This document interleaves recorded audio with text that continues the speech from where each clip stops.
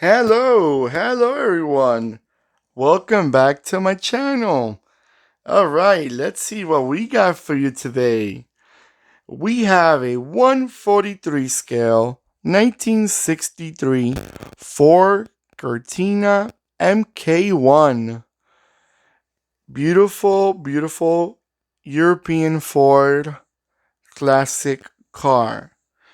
And this is a true classic for a lot of countries. I think especially like in Great Britain, they really enjoy these cars back in the days. And it's a true classic, they like to take care of their classics. And this is a beautiful example. This is a Solido. If you haven't seen that big logo in the front of the display on this car, the base on Solido, they are taller, they're bulkier, and they when it turns around, you might see it sideways right here. You see that? It's a Solido. They make nice cars. They make quite beautiful looking diecast, and this is no different than the others. I love this Ford. This Ford is very attractive, and what I really like about it, I don't know why, is the back, the tail lights. They kind of look like it's a round tail light, but it's being divided in three. You see that division? So, it kind of gives it a nice touch, which I like. I really like. I really like that. It's a nice looking Ford. It's not a big car. I seen them in person. They still have a few of them around in America, even though it's not a American Ford. Remember, Ford is one of those brands that it's an American brand, but in Europe, they had their own models, and the Cortina was one of them. They had the Cortina. They had let's remember a few models. I think the Taunis, similar to the Taurus, but it was Taunis with an N. They had also the console. They had a few of them, They had a few of them, and they were nice looking. The console. I don't think ever made it to America, but the Cortina it came out. If I'm not mistaken, it sold a few of them here. I saw one or twice of them in person. I found one time I was walking in the streets and I saw one parked in the streets. I'm like, and we're in America. What is this car doing here? I'm thinking you probably see them in England or Ireland or Germany, but in America it's not that common. I guess it was sold here. But again, going back to this car, it's a beautiful car. It's a two-door sedan, and it's just attractive. I like the details in this car. A lot of chrome, the wheels, the hubcaps, the side mirror, the wipers. There's a lot of chrome in it. The bumpers. Remember those old school bumper guys that you crash against one of these cars, even though they're pretty small.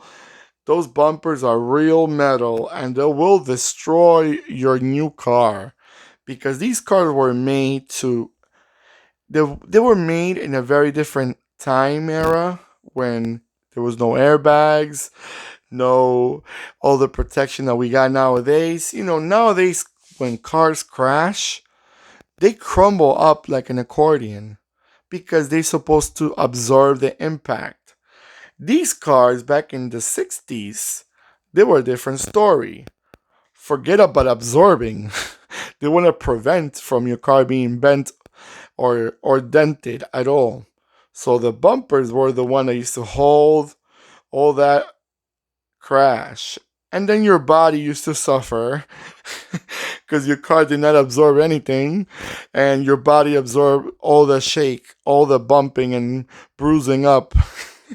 But going back to this beautiful Solido that we have here, great Cortina. I think it's the first generation of the Cortina. Excuse my ignorance. I think MK1 means because it's the first generation. But if it's not, let me know. and excuse my mistake. I excuse myself in advance before someone goes like, "What is he talking about? He doesn't know what he means. Shame on him." I'm just talking what I think it is. I'm just enjoying this beauty go round and round, and I'll let you enjoy it a little bit more. I'll be back in a few minutes. Not minutes, a few seconds.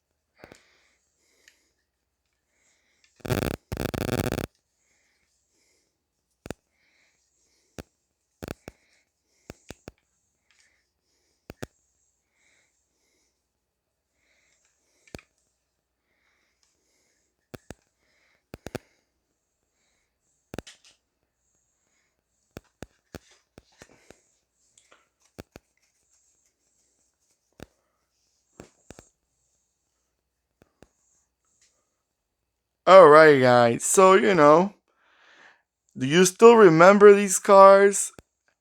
Do you still see them on the roads? Does your grandpa or your cousin or your uncle have one of these and he likes to show them on the auto museums, or not the auto museums, the auto car shows? The car shows, those classic car shows out there. Let me know, because this is a beautiful car, and I'm thinking, because it's not a big car like a Mercedes. Some of them may not take it that serious as a classic, but it is a classic, and it's a beautiful classic. And whoever has one, take care of it. And if you just like to collect diecast like me, let me know.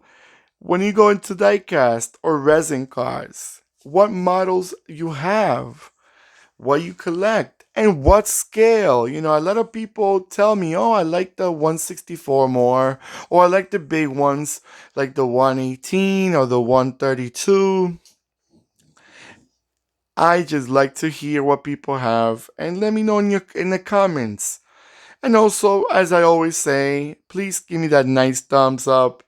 Share the video with your friends.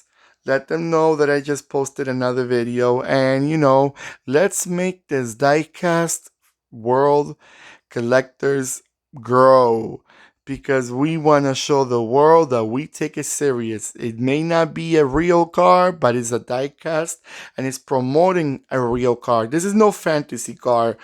When they make these 143 scales, they try to make it exactly the way they look in real life, and that's what I like about them. This is not a fantasy car that looks like nothing ever seen in the roads before. No, I'm not really into that.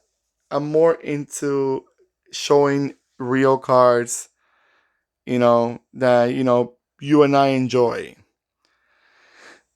Alright, guys, so I'll see you on my next video. Take care of yourselves. That's super important now more than ever. And goodbye.